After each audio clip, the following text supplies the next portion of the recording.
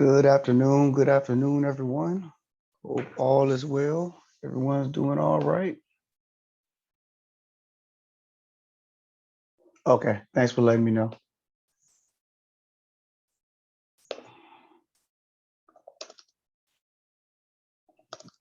Uh, Quick question. hmm Do we need to unmute ourselves as well? I know we have to have the camera on. Yeah, so on whenever we do tests, you would make your camera available and you mute yourself. Yes. hmm Okay. But did you say mute or unmute? You would mute. You would not be, Oh, yeah, not be okay. audible. Right. Okay. Because you Thank wouldn't you. want to disturb, anybody else with the things that you got going on in your house or whatever. Yeah. So. hmm All right. So speaking of the test, I know some of y'all can't wait to take it. Um, I did something. All right. Some of y'all might be mad at me. I decided not to do the test today. Um, Man.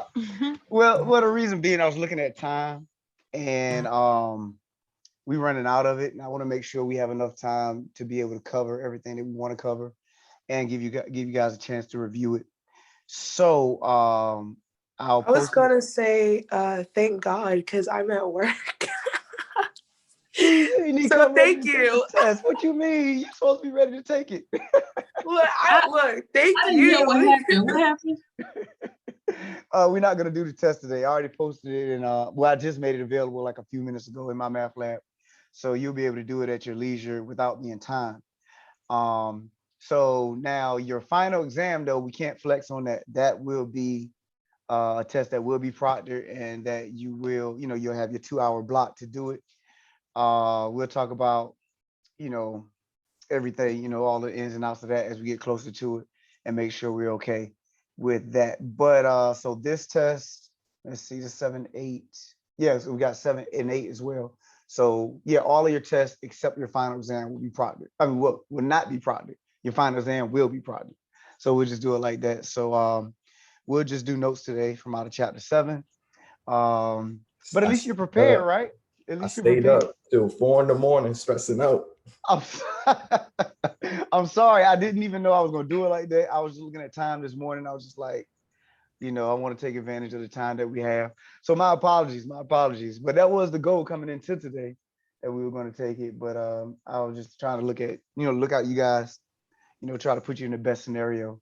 Just out of curiosity, do you know what day you're doing the final? Are you gonna do it the last possible class? No. Okay. So it will have to be the week of the 2nd, August 2nd. So we got 2 days to play around with on that week. Because what I also like to do is give people the opportunity to do a makeup final, which you would do on your own, but the highest you can get on it is a 75. But if you scored less than a C, then that would be, your opportunity to bring that grade up. So if I do it on the date, what is it called? The last date possible, then I'm not giving you much room to work there. So it will be the week of August 2nd. So, we're Monday, Wednesday class. So it'll be the 2nd or the 4th. So we can play around with whichever date you guys want. It doesn't matter to me. And then from there, you'll be able to see what you actually scored in the final when it was proctored, and see if you want to take advantage of the makeup. All right. Anything else? Anything else before we look at a few notes? It's nice to see a few of you. Some of y'all are gonna jump on the screen. I appreciate it. Most of the time all the screen's black, except for Miss Andrich. Yeah. So it's good to see you guys. So any other questions before we do a few notes? Go ahead and jump into chapter 7. So when are we taking the test? This chapter 5, 6 test. It's already posted in my math lab. I did it like a few minutes before I opened up the Zoom. So you can go in there and knock it out. Okay. Yeah, So on not anymore. Okay. Say that one more time. I'm sorry. Because I thought you said you were going to do like a proctoring.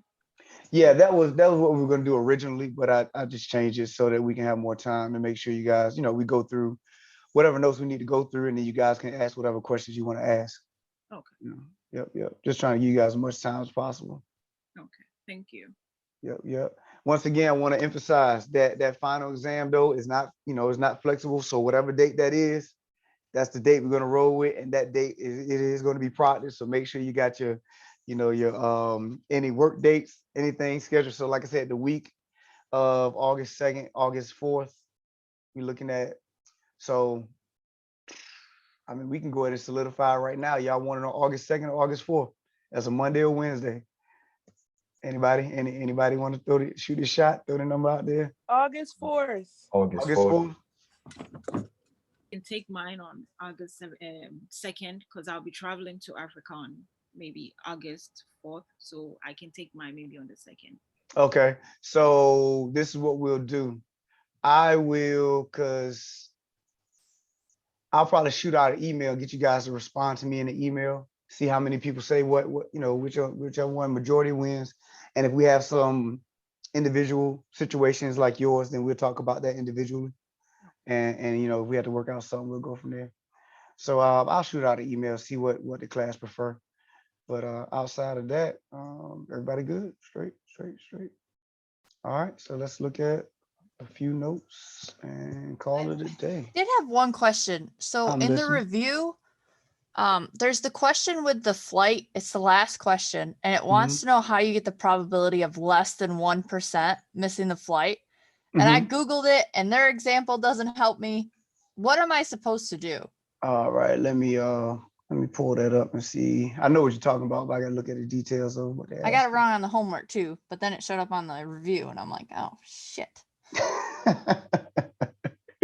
Let me see. Let me get there. So you say it's in the review.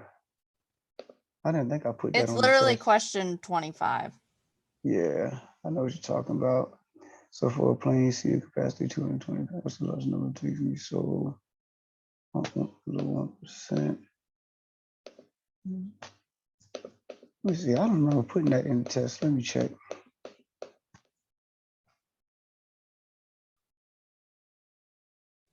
Like Right. part A and B made sense, but then part C, like, no. All right, let me see if I put it in the test, on the test.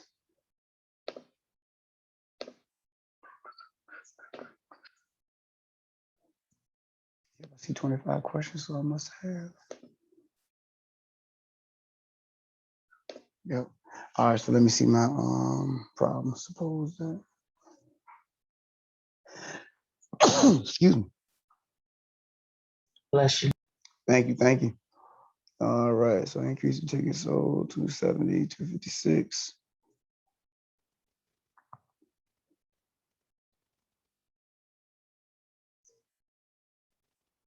All right, so let me pull up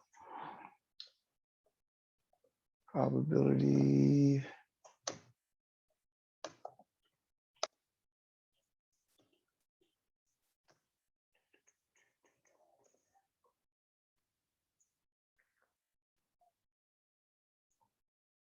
No, I don't like that one.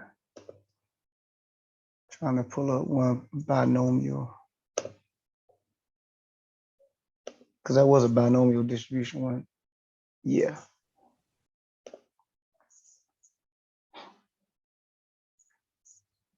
All right, probability of success.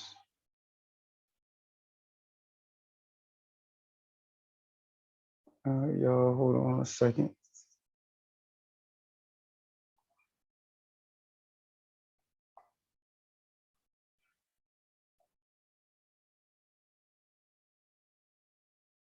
$1,055.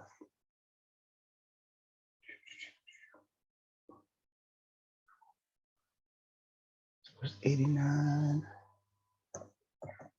I'm gonna make this screen available in a second. Trying to put all the information in there. And let's see.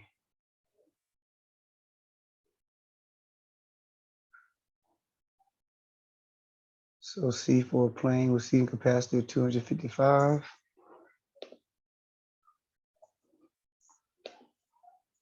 And 1%.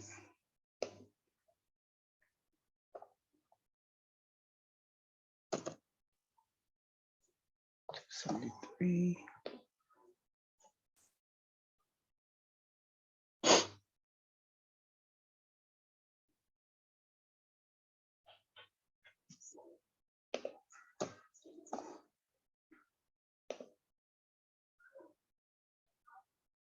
All right. Okay. So let me take a picture of that. Miss Andrews, did you use an actual calculator, like a binomial probability calculator? You have one of those? Yeah, I have the graphing calculator. Okay, I'll show you what I did. Where's my, there we go.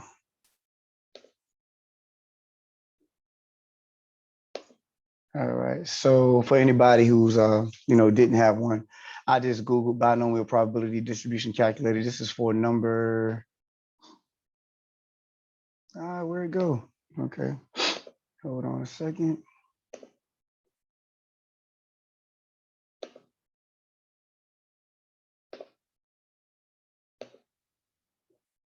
Okay.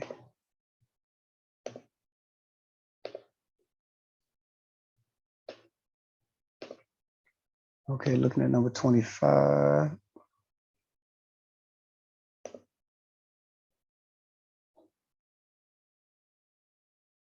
All right, so I pulled up the wrong one. That's the actual test.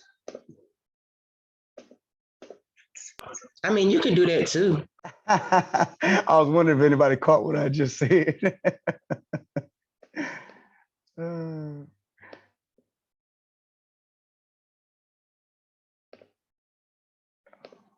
Right, let's see.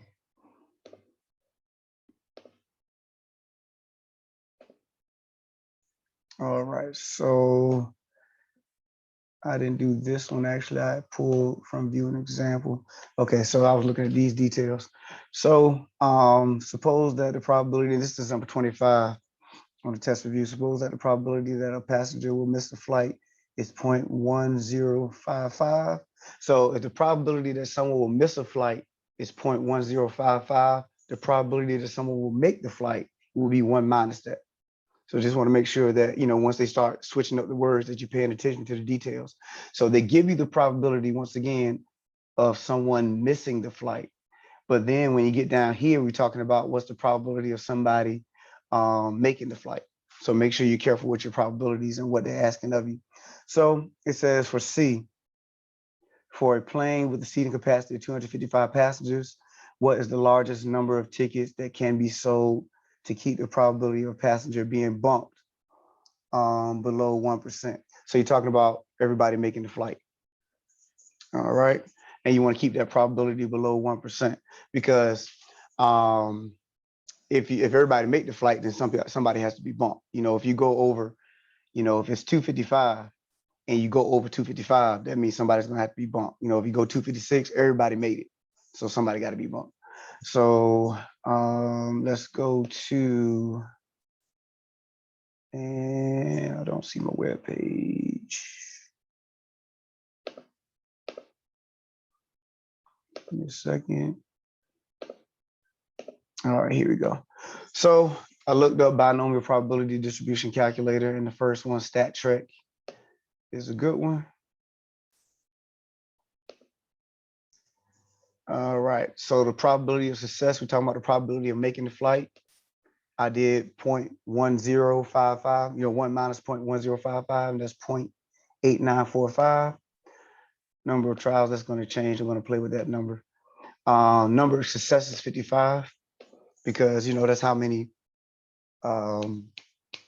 seats. How many seats we have? 255 seats. So now if you go over that, what's the probability that we'll have more than that? So if you start at 256,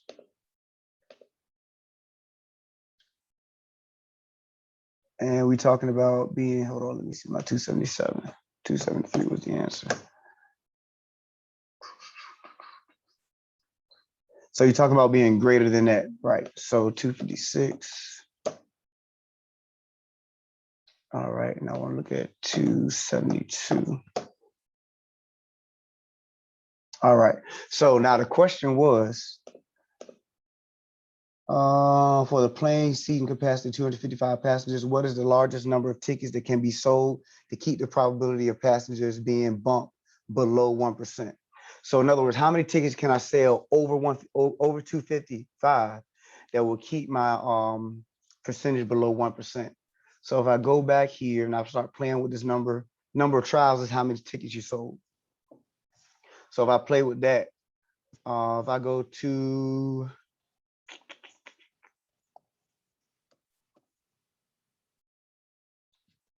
270, that's below, let's say 275. Oh, that's way too many. Hit that. And right here, notice it's at 2%, because if you move the decimal 2 places to the right, that would be 2%. So if I sell 274 tickets, talking about being greater than that, that's 1.5%. And so 273. And that's where I'm below 1%. And so that's one way of doing it, just plugging in values. And we're looking at this probability right here being greater than the tickets that we have. And so that is one way you could do it. Just play around with this number till you get this at below 1%. All right. Thank you. All right, not a problem. Hopefully that was good enough for you. Any other questions on what I did there? Like I said, this calculates it for you, binomial probability calculator. And you can play around with these numbers and all the stuff like that. All right. So let's go to 7.1. So properties of normal distribution. So we're looking at probability density function, PDF. It's an equation used to compute probabilities of continuous random variables. I feel like we've done this section already. I don't think so. I think we stopped at 6.1. I mean 6.2. See head nodding, so that means we're good. Let me know if I scroll if I scroll up too fast, let me know. So it must satisfy the following two properties. Total area under the graph must equal 1, and the height of the graph must be greater than or equal to 0 for all possible values. This section is actually going to put to use our z-score charts and all that stuff like that. So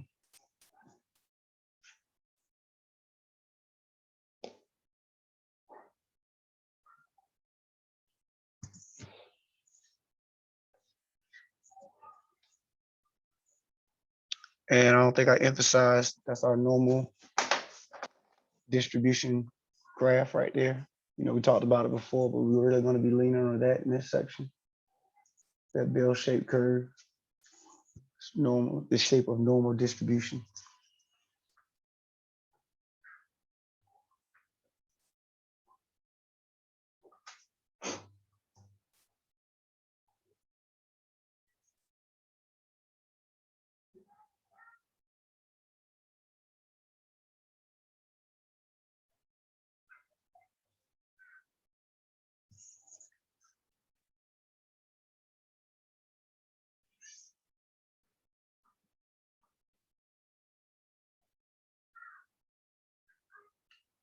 All right, gonna go at least to 1.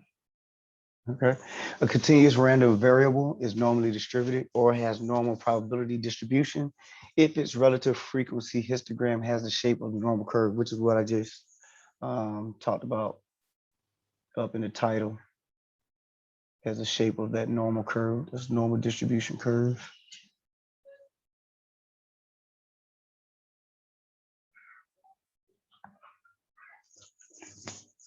So that's our bell-shaped curve.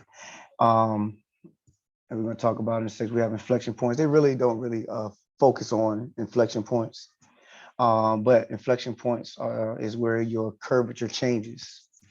So in other words, where it goes from concave up to concave down. That's why I emphasize right here. Concave up is the U shape, concave down is upside down U. So we're just saying where the curvature changes in your graph, those are inflection points. And that's what I emphasize right here. And so you have your mean in the middle. And then when you add a standard deviation, that's one inflection point. Subtract the standard deviation, that's the other inflection point.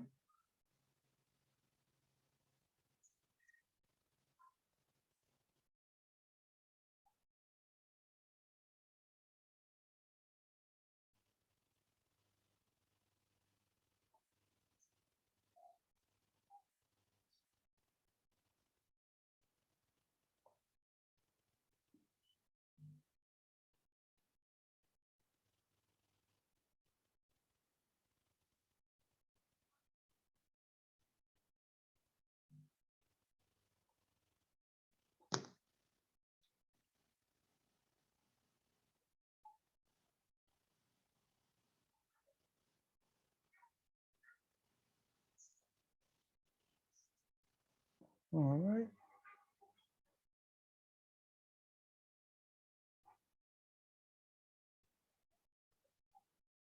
Going up too high, let me know.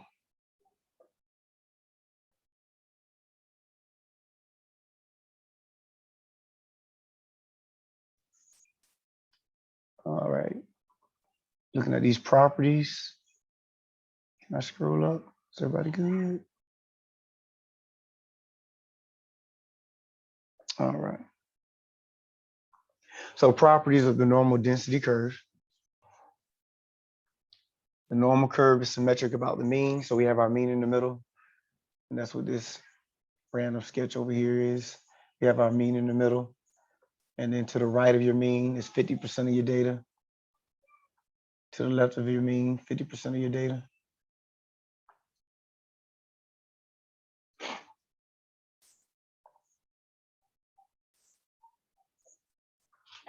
All right, so the mean, median, mode has are equal, and it has a single point, and its highest point at the mean, your average. And so if you notice, the bulk of your data is right here in the middle, and as you move away from the mean, it's less and less, amount of your data. Point 3 is what we mentioned already. It has inflection points at your mean, going out to the right one, a standard deviation, and going to the left, a standard deviation, you have inflection points.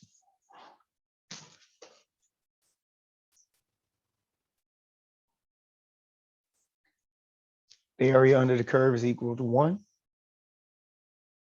And so here, just emphasizing, if you have a point that you're looking at, if 0.7 is to the left, then 0.3 is to the right of it, because everything under the curve is equal to 1. Or if 0.6 is to the right of it, 0.4 is to the left of it, because once again, everything under the curve is going to be equal to 1. The amount of data, the amount of probability is going to be equal to 1.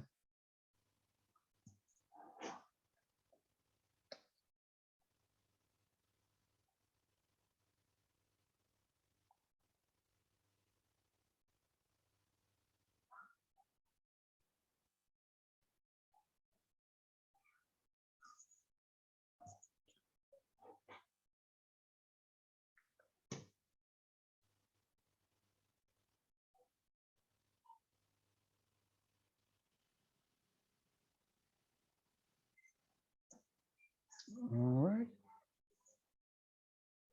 I already mentioned number 5 as well. The area under the curve to the right of the mean equals to half. Area under the curve to the left also equal to half.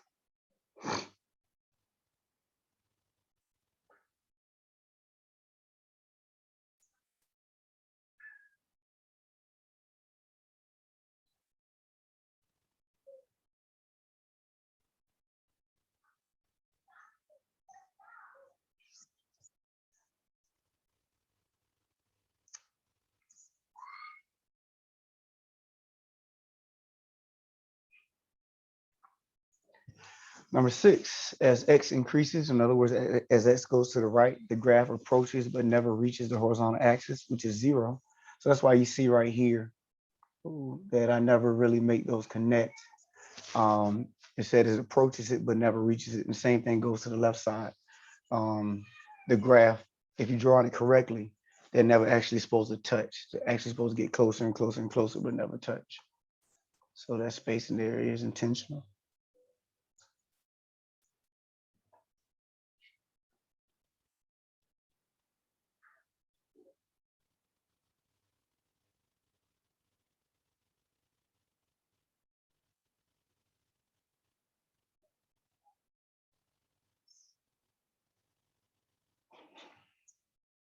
All right.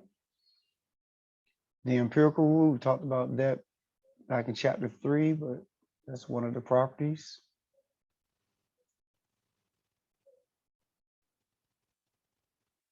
So the empirical rule, approximately 68% of your data, or 6% of the area of the curve is within 1 standard deviation of the mean. Miss Honey, you tapped out on notes, huh? I saw you taking that picture. See, this is why y'all don't want me to see y'all on camera. Y'all go. Oh man, I'm sorry, y'all. Y'all don't let me see y'all most of the time. I gotta be able to crack the jokes while I can. So approximately 95% of the area under the curve is within 2 standard deviations of the mean. And then for the third one, 99.7 is within 3 standard deviations of the mean.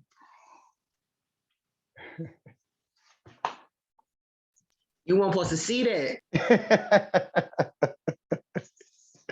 Yeah, I mean, you were writing good at one point, and you like, you know what?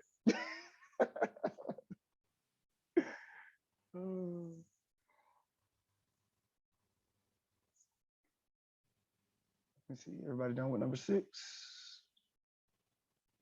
Okay, here's just me. I drew the graph again. I'll wait. Let's make sure everybody done with number 7. Then I'll scroll all the way up.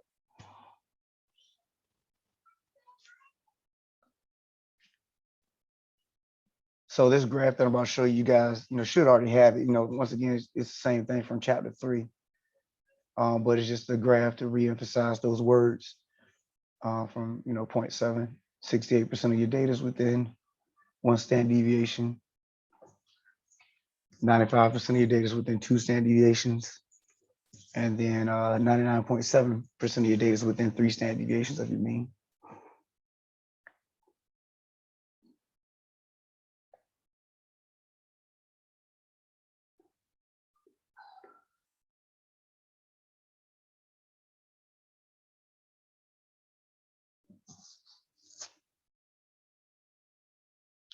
Don't understand.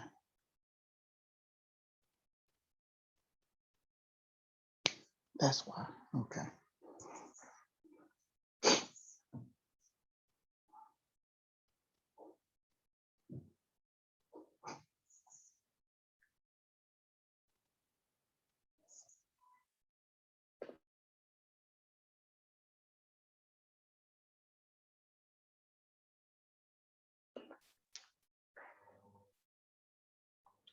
All right, so that's it for the properties.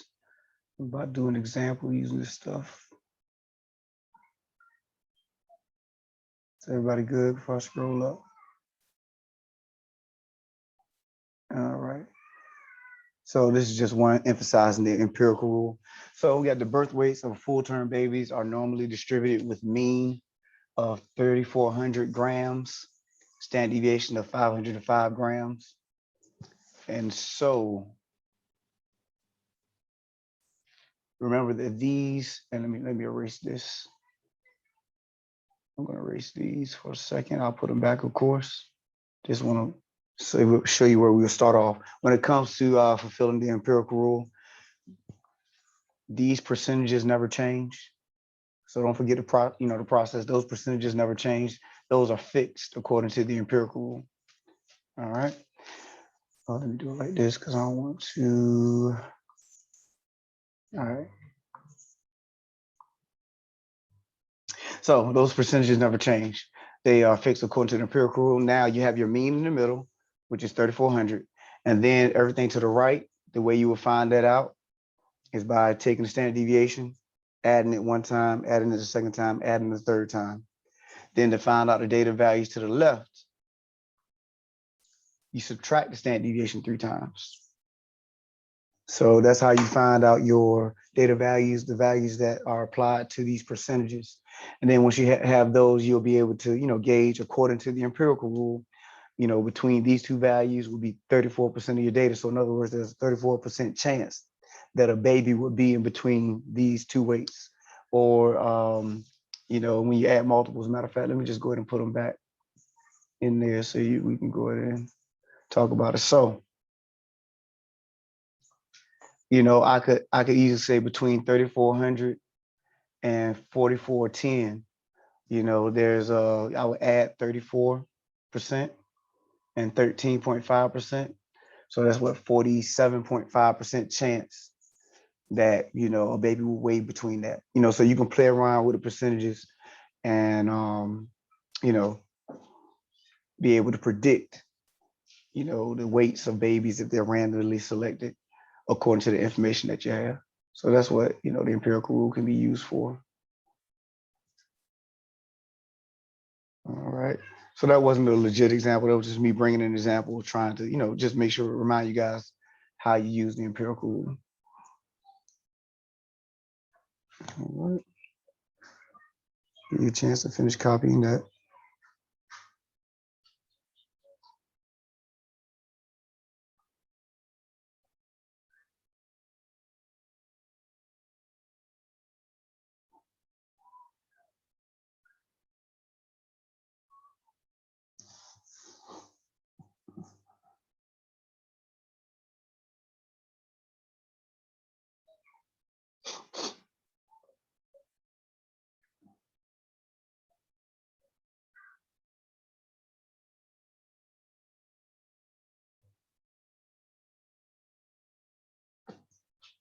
All right.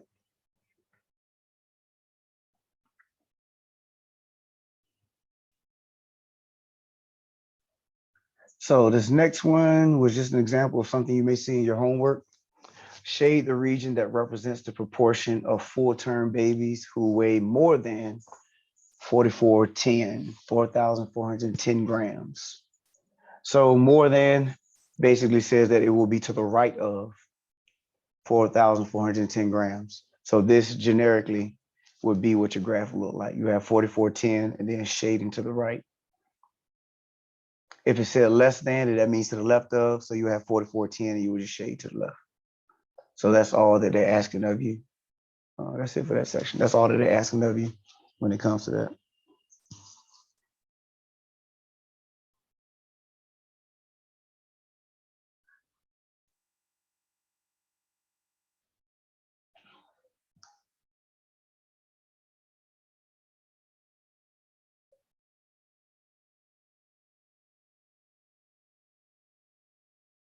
All right, any questions before we go to the next thing? Everybody good, everybody straight? All right, let's look at 7.2. So we're actually gonna do some work with this stuff in this section, going to our z-scores. So application of the normal distribution. So standardizing a normal random variable. And we're going back to our z-scores. Remember back in chapter 3, we actually introduced z-scores and we calculated them by doing x minus the mean. X is your data value, minus mu, which is your mean, divided by sigma, which is your standard deviation.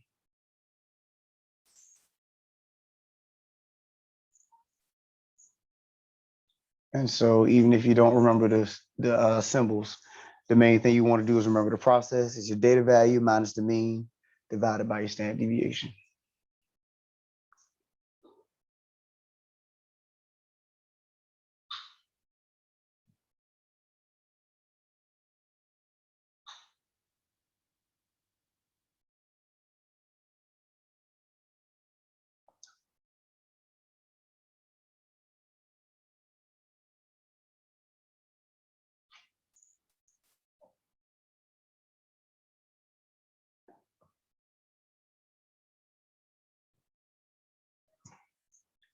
All right, now scroll up.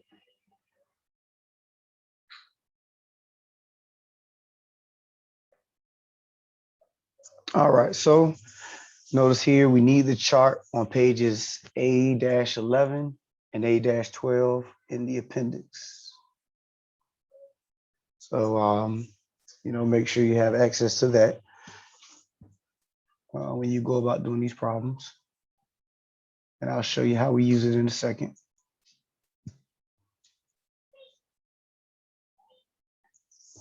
Also, when we have our z-score, we want to round our z-scores to 2 decimal places. So if you have to calculate it, always round your z-scores to 2 decimal places.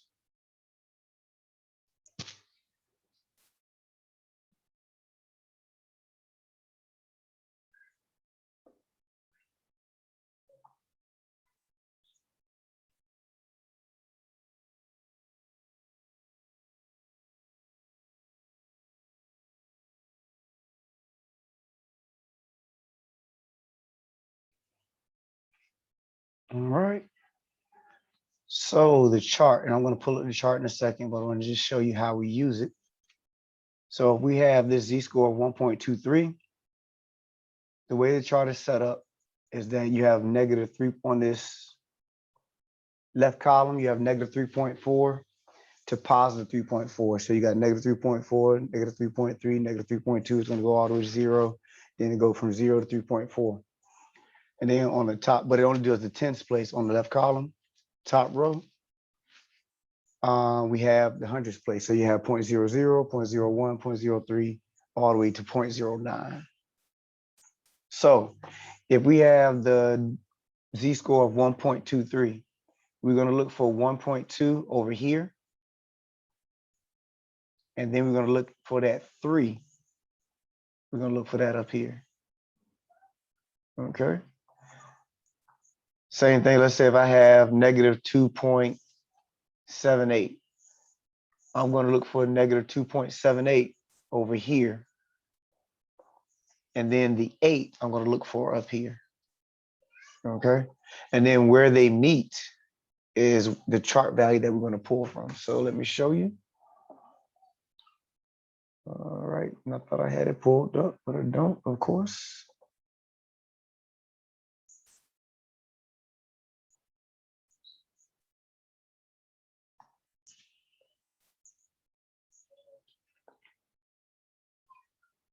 All right, you guys, let's see the chart.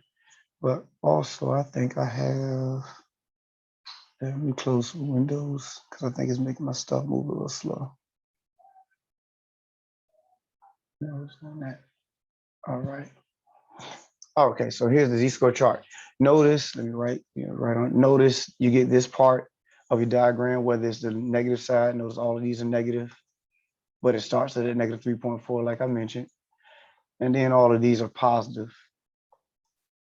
But notice it says to the left.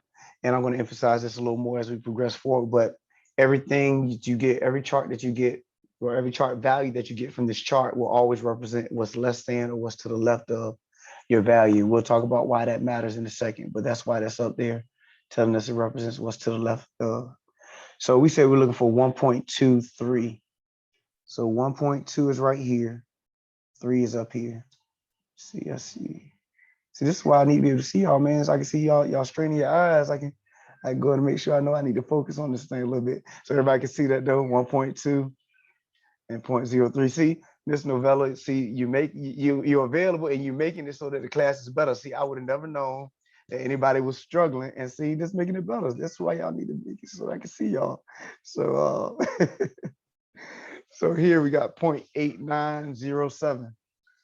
0.8907 is where that meets. Questions on that before we go back to the notes. But do you see how we read the chart? Like I said, we had 1.23. So 1.2 is over here and the 3 is up here. All right. Is that chart is included? Yeah, this chart is in the back of your book. Is it like if you were to go to the e-text and type, you know how you can type into the page number, the little box? But I can show you before we leave. I'll show you guys before you leave how you can find it in e-text. So, but is everybody okay with reading it? So let's say if I wanted, like I said, let's say if I had negative 2.78. So I would look for, go to the other side, negative 2.7, which is right here, and then 8, which is up here. So where it meets And so I'm pulling this value right here, 0.00727. All right. All right, so let's go back to the notes. And I think it was 0.8907.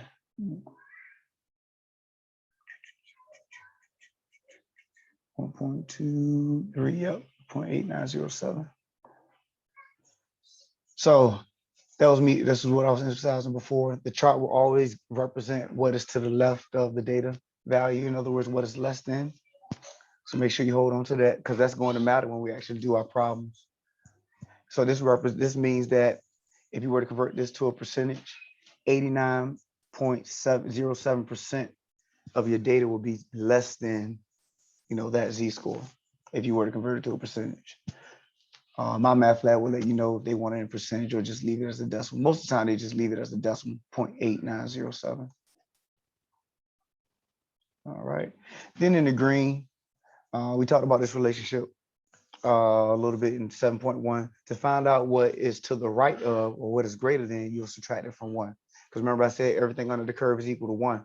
So if you know what's to the left of your Z-score, you automatically know what's to the right of because you can just subtract it from 1. And so that's going to be the thing or the theme as you go about these problems. If you want to know what's to the left of or what's less than, you will use the chart value. And I got this written out, so we'll get there. But what's to the left of or what's less than, you use the chart value. But if you want to know what's greater than, you will always subtract the chart value from 1. And there will be keywords that will let you know what you're looking for. All right, can we scroll up? Everybody good? All right, couple of examples and then we'll be done. So we have a pediatrician obtains the heights of her 3-year-old female patients. The heights are approximately normally distributed with mean of 38.72 inches and standard deviation of 3.17 inches. Determine the proportion of the 3-year-old female, I'll say that all wrong. Determine the proportion of the 3-year-old females that have a height less than 35 inches. All right, give you a chance to write before we look into how we will handle the process.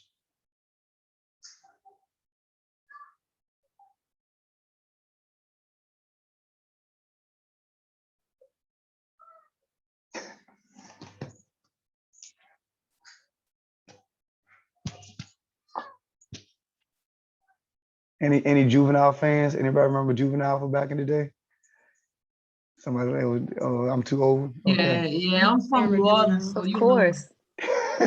Well, have you heard the song "Backs That Thing Up"? Have y'all seen it? Yeah, that's the song. Yeah. I just heard it this morning. That was weak. Yeah, man. So I thought that was pretty neat because I think everybody, took over for the 99 2000 back when that song came out. So yeah, I was just wondering if anybody had backed that thing up. So I I'm just gonna go want to ahead know how much he got paid. He got paid for that. Right, because it was enough quality into that video said that somebody did that, like somebody's behind that and they gave money for that. They be wearing that song out. To the 99 to the 2000s. Yep, 99 to 2000. All right, so with any word problem, I always write down the given pieces of information first before we actually get into it. So that's what we have right here. Our mean is 38.72. Standard deviation is 3.17. And the data value in question is 35. We want to know, determine the proportion of 3-year-old females that have a height less than 35. All right, less than 35. And so that's our X value. So first thing we'll do is convert that to a Z-score. Remember, it's always your data value, which is X, minus 38.72, which is our mean, divided by our standard deviation, which is 3.17. Remember, always convert, not always convert, but always round to 2 decimal places. So we have our Z-score of negative 1.17. All right. Once you get your Z-score, then you go to the chart that I just pulled up. And I'll go back to it just to make sure we're okay with the process. But we have negative 1.17 as our z-score.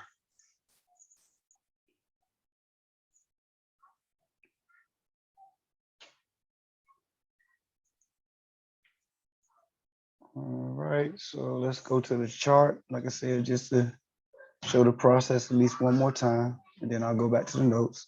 So we're looking at negative 1.17.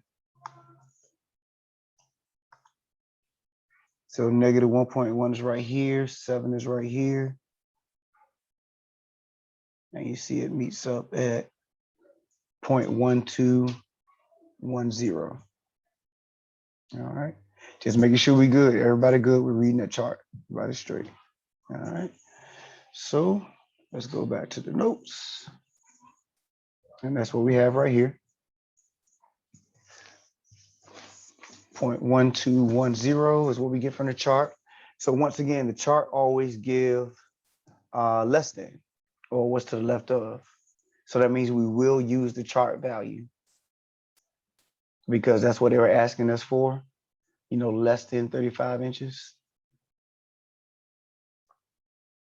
So if we had to make a statement about what we just found, the proportion of the pediatricians, 3-year-old females who are less than 35 inches tall is 0.1210. Once again, most of the time my math lab will just ask you for, you know, the 4 decimals versus converting it to a percentage. But if you had to, that would be 12.1%.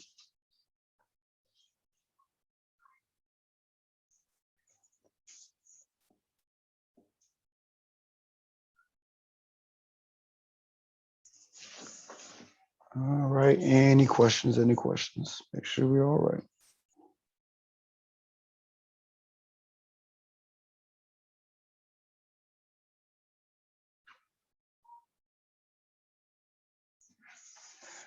All right, so we're gonna use the previous problems information. So we wanna know if the probability that a randomly selected 3-year-old girl is taller than 37 inches. So our mean and standard deviation are the same, but this time our data value is 37. So throw that in your z-score formula, and that gives us negative 0.54.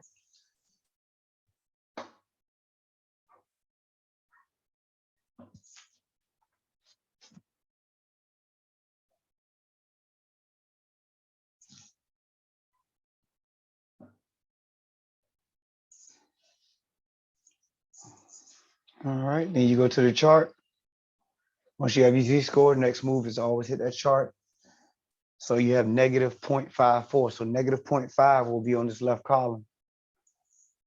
And then that 0.04 will be in the top row, and that meets up at 0.2946. 2946.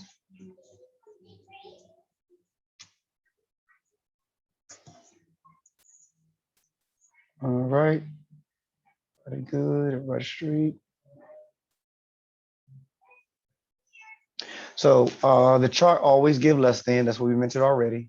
But we want to know taller than, or in other words, greater than. So these words are going to be keywords or key phrases that let us know greater than, or to the right of, or more than. So that means we're going to subtract this chart value from 1. So that's what we did here. 1 minus 0.2946, and that gave us 7054.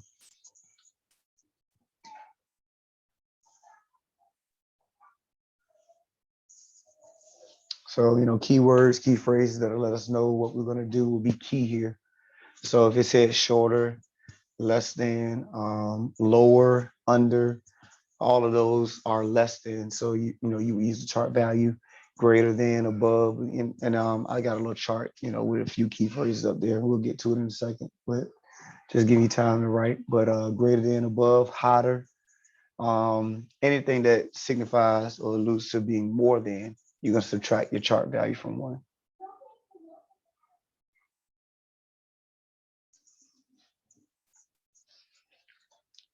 All right, any questions? We have one more scenario. One more scenario. All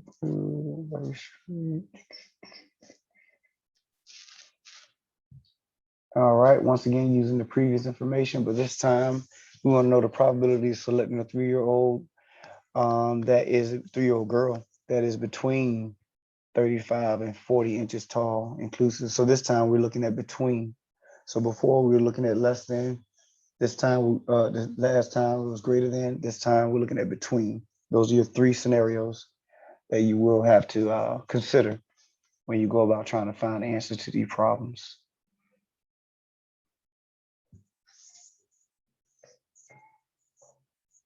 So mean and standard deviation are going to be the same, but this time we have 2 different data values. We have 35 and 40. So I'll call it 35x1, 40x2. And then put both of them in the z-score formula. So our first data value gives us the z-score of negative 1.17. Second data value gives us the z-score of 0.40.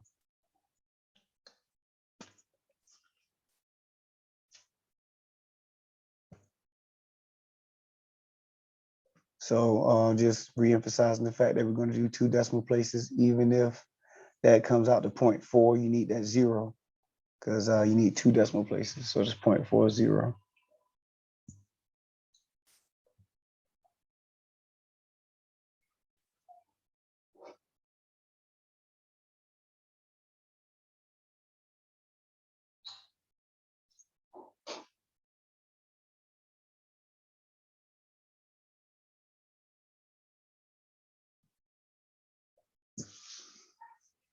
All right. So taking both of those to the chart, negative 1.17 will yield 0.1210, 0.40 yields 0.6554.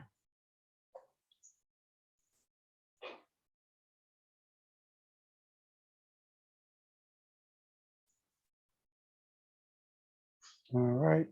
So here, just giving you a little diagram, a little visual of what's going on here. So it always gives you what's to the left. So Z1 will give you what's to the left of Z1. That 0.1210 is what's to the left of Z1. That 0.6554 is what's left to the left of Z2. So if I wanted to know this part right here, I would just subtract this from this, and that will give me what's in the middle. So to find out what's between data values, you subtract the 2 chart values. All right. Now make sure we're careful. Notice our underlying chart values. You do not you do not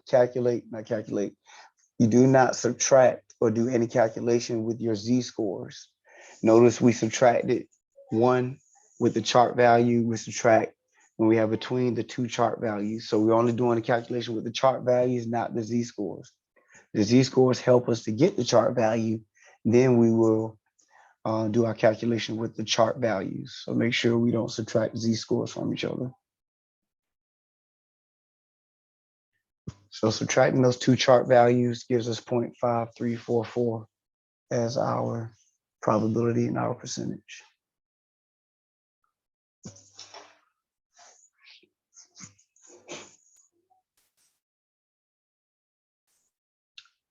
All right. Any problems before we sum this thing up?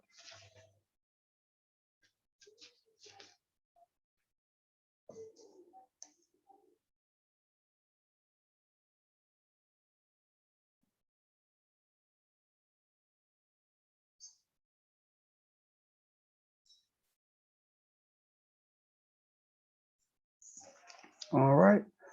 So let's sum it up. So we have these 3 scenarios. If it's less than, key phrases that will let you know less than: shorter, colder, below, under, anything that suggests lower. Less than is going to be the chart value. You're going to use that chart value. Greater than, you talk taller, hotter, above, longer. anything like that suggests greater than, then you're going to subtract the chart value from 1. And then between, I didn't know any other words for between, but between. And you just subtract those 2 chart values from each other. Let me see if I can make that better.